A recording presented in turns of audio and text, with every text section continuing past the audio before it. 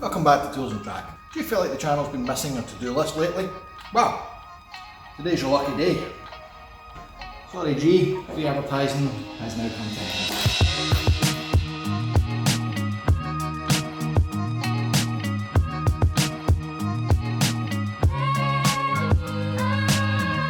Unfortunately, taking a sunstrip off was merely the tip of the iceberg for a to-do list. It's actually happened because I've got water coming in from the top of the windscreen. So what I've done is take the trim off the top, clear out all of the debris that lives in there, of which there was many, and I've just re-siliconed it all and stuck it back down. So I've left the tape on, as you can see, because I think I've distorted the top screen trim quite a bit, taking it off. So we'll give that 24 hours and see how it looks. Yes, it's winter and this thing is supposed to be the car that you can drive in winter because the other cars are, you know, not to be ruined. But, well, since I've put so much time and effort into this, I thought, well, we'll maybe just take it off the road for a wee bit. Not take it off the road, it'll still be legal, drivable, it just, you know, there's some things we'll need to do. So like I said, water ingress is one of the big problems, so I don't want to leave it outside in pissing weather and have it fill up with water and rust. So we'll deal with that. Other things, well, we've driven it for a wee while, and there's a few things that we need to actually address. So I've got a howl coming from the back. Now I think there's going to be one or two things. I've checked the wheel bearings, they're fine, so either my diff is starting to let up, or there are actual dampers that are supposed to live in the subframe that stop howling noises. Might be that. But my real concern is it's probably the diff. The biggest issue I've found lately is on full boost, for whatever reason, it cuts out. It'll just, you know, you get to third gear, fully load it up, and once it's on boost and on song, it just goes bang, cuts out, and I mean completely cuts out, and there's nothing. So it'll coast for about 10 seconds or so, and then just come back to life, which is odd. Now the problem I've got with this is I've tried doing the OBD thing on it and it's telling me nothing, because remember there's that weird EMU ECU in this. So I think the first thing I'm going to do is get an ECU that will actually tell me what the f is going on. Other things to note, that water ingress, well, I think that's hitting some of the relays that live under the dash, so we'll probably get them out, dry them off, check them, probably just replace them out of due course. Lastly, the ignition system has been completely untouched, so we're going to see if we can get some service stuff. What else? During the kick-off in this series, you'll have noticed we have a blue and white interior and fake leather door cards. If you've not noticed this, don't worry, I have, and it's doing my nutting. So we're replacing that. So welcome to the underneath of the back end of the Scooby. I haven't been here for a while, and I wasn't really planning on being here again anytime soon. So what I'm doing here is I'm looking for an issue with the diff. Checking the prop shaft on the way in. That feels like quite a bit of slop, but if we look a wee bit deeper into it, you'll notice that some of the play is actually in here. This actually moves, and then there's slop between this CV joint and the outside. Realistically, all of this is more or less just backlash, to be fair. So if I'm to isolate these off and just be a bit less severe when I'm moving it, it's actually just the tiniest little amount of play. And I'm not entirely convinced that's not just what's meant to be play in a diff. So what we're going to do here is try and work out what diff I've got. Now I've done a wee bit of digging, and there's various casting markings on these, but nobody can really say with any great deal of authority that this casting mark relates to anything to do with a diff. You just need to go and work it out. So this is how you work out what ratio of diff you've got.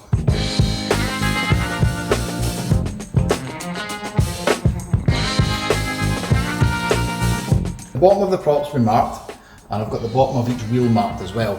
What we're going to do is turn the prop and see how many times I need to turn it for all of the wheels to do a complete revolution. So, 1, 2, 3, 3 1/4, 3 1/2. Yeah, 3.67 turns to 1 rotation of the wheel. So that means what? 3.7 to 1 ratio diff?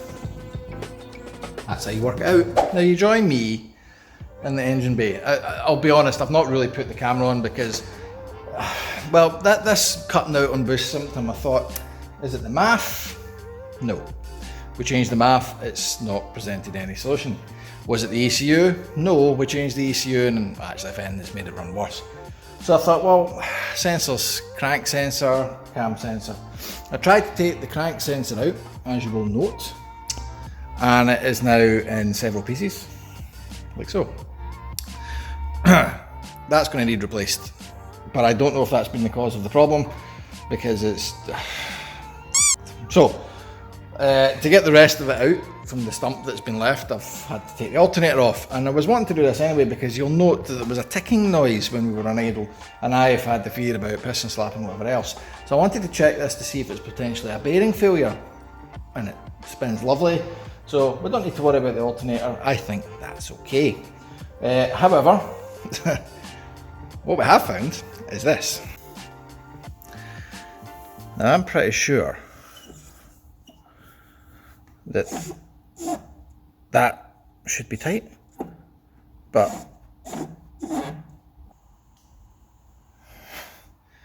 in the words of Winnie the Pooh, oh bother, we've found a problem, a bloody big one.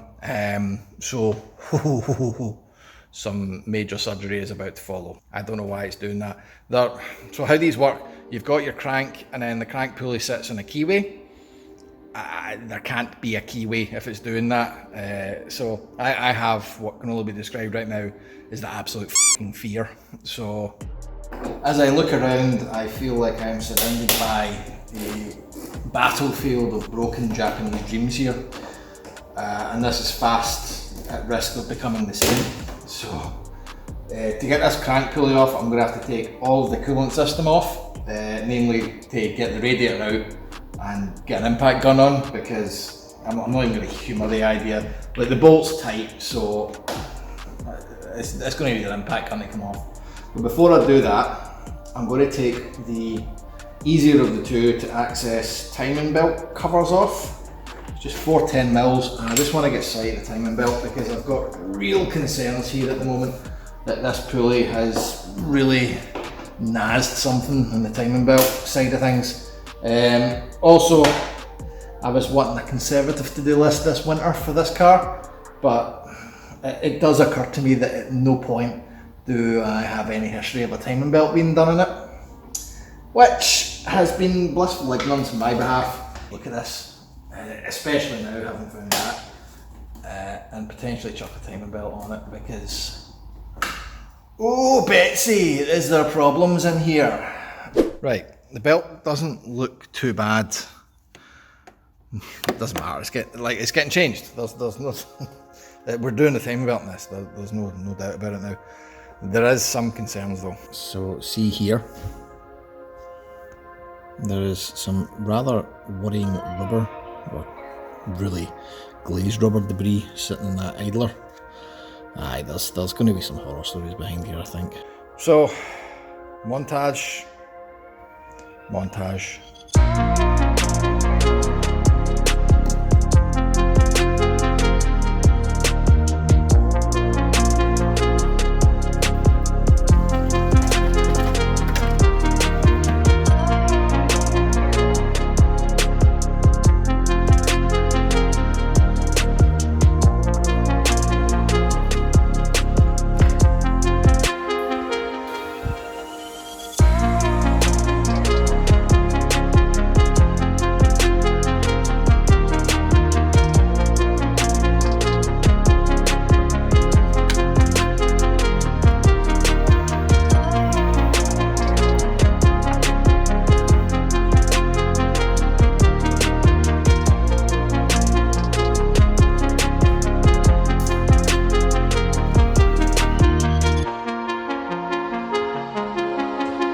So, interesting developments. We have one fully exposed timing belt, which is in good condition, positive. We can get a kit ordered for that and put it back together, and I think that deals with that. However, we have found our problem. So this is what remains of the woodruff key, and that is not what a woodruff key is meant to look like. As you can see, it is absolutely trashed. I was trying to do a wee bit of a deep dive in this and work out why that's happened. And the only thing I can really come up with is this engine is supposed to have had a rebuild at some point, and that woodruff key should, in theory, do the job on this crank pulley, but as you can see, that's now dead as well, because the woodruff key has smashed an extra bit of groove in it. That's probably going to bin, because that's never going to get used again. We will more or less get away with putting a new woodruff key in, because the crank doesn't look like it's taking too much damage. But still, the question remains, why has this happened? And I think the answer lies in this. For that is all that came out, and that was tight, and I mean tight, had to gun it off, but despite that being tight, the pulley was moving. So I think there's maybe a washer on here, or some form of like spacer. So whoever has had this off last has lost that, gunned it back up, looked and went, well, so it's not moving, so it must be tight, but it's not been tight. Needless to say, we'll also need to find some form of washer for that as well, which isn't the end of the world. It's not exactly a particularly advanced thing. So next thing on the list, order a timing belt kit, and before anyone says anything, this belt looks new, which makes me think the water pump, which also looks fairly shiny, is going to also be new. So all I'm going to hit it for is a belt and a belt kit. So we're going to change all the pulleys because you just wouldn't do just a belt. So the other good point about doing all this is that we now have loads of space to get the remains of the crank pulley sensor out. Anyway, I'm going to pin it for here, go home, order some bits, and we will pick this up momentarily.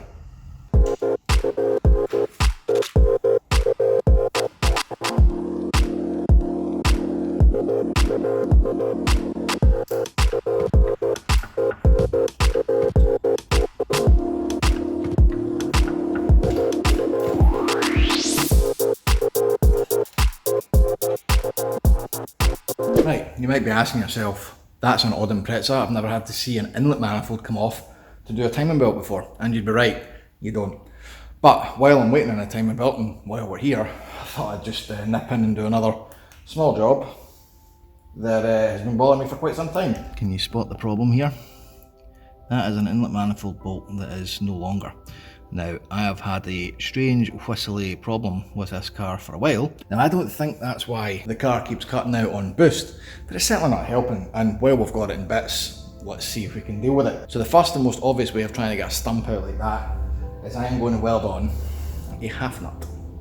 So this is a normal 12mm, 13mm, 12mm. Don't shoot me if I'm wrong, but just a wee half size nut. What this does is it's shallow enough that I can actually put a good dod of weld to try and bind onto the stump of that bolt. If it works and the heat that penetrates into the head is enough to crack it and release it, mint. If not, more pain. But this is the first and the simplest way, especially if you've got a welder. So let's set it up and I'll show you what's involved. So I would think this kind of doesn't need much explaining, but I'm guilty of not doing it when I should. So I'll explain it anyway. 2 offcuts of metal to cover the inlet ports and the stud ready to weld. Now, why the metal to cover the inlet ports? It's not what you think. It's not like there's fuel in there that's going to blow up and the welder's going to cause the engine to burn down. The actual reason is the welder will produce sparks. Those sparks are metal. That's molten metal. Once they lie down, they will cool and become solid metal. And I don't want solid metal dribbling into my inlet manifold and destroying my pistons. So trying to keep all of that to an absolute nil. Now we need to work out how to earth. Now this is an alloy block and an alloy head. I don't really have a lot of good solid earth points and I need good penetration on this so that it's a one-shot job and I actually get the stud out. So this is my earth solution, right?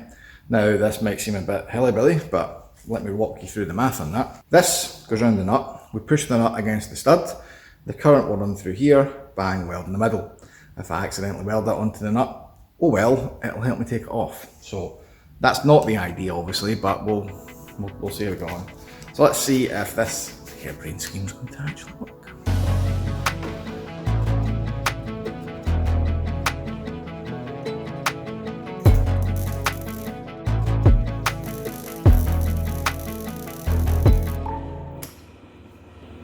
Nope, if at first you don't succeed,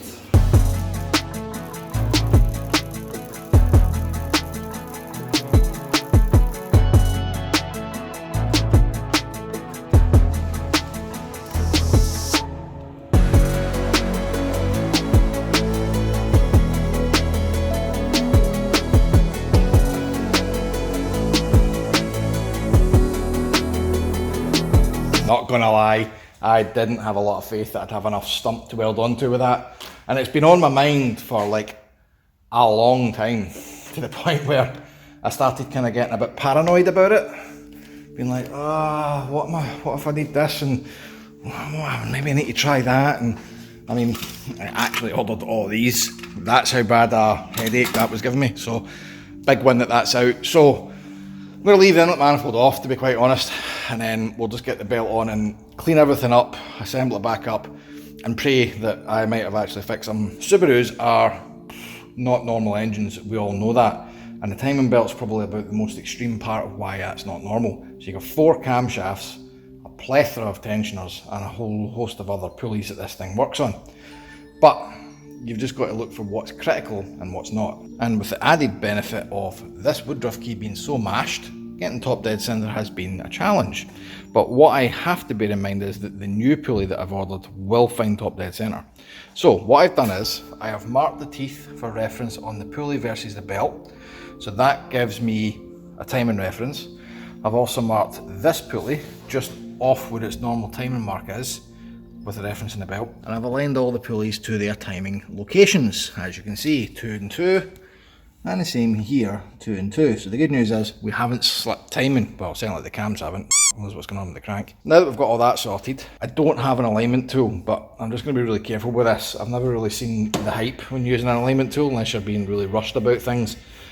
You can kind of get away with not using one as long as you're gentle. So I'm going to get the crank pulley bolt, which we've put back in, off. Get that woodruff key out. I'm going to get the tension off the belt, get the belt off, get all of the replaceable tensioners out, and then we're going to mark up the white markings that I put on this belt onto the new belt. Well, before I do any of that, actually, I'm going to have to see if my woodruff key and my new pulley is going to work. But yeah, then it's just a case of putting it back on, putting everything back on, and praying that it starts again. So, one punch!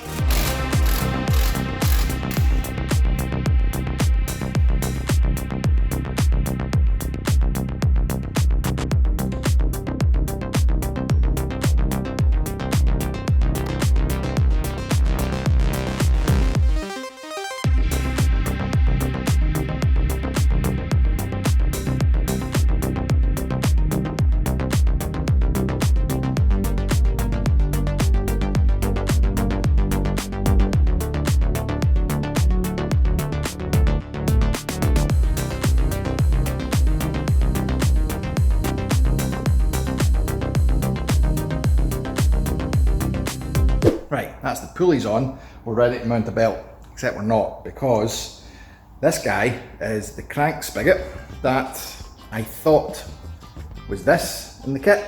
It's not, this is obviously just some idler bearing that has teeth on it. This can't go back on though, because the damage from the faulty woodruff key is also present here. Maybe not the easiest to see, but we have got a chip out of this guy. Now, realistically, I could risk that, send it back in and hope for the best, because we do have a new woodruff key that should take up that slack. But why would you? We've got this off. It's a 15 quid part, which I've already ordered now because there's no chance I'm taking the risk on this. And if this didn't work and we had to slack in this pulley again, what was the point in all that? So this guy is now holding me up because I'm going to have to wait for it to arrive. So I am going to wrap up here and say thanks for watching. There will be a part 2 of this obviously when we put everything back together, turn the key and see if we've fixed it, and if we haven't, we continue. But in the meantime, Patreons, thanks for the support. Running up the side of the screen right now, patreon.com/toolsandtrack if you want to be that level of helpful. If not, cool, do the like, do the subscribe, hit the bell and all that jazz. And until next week, drive safe guys.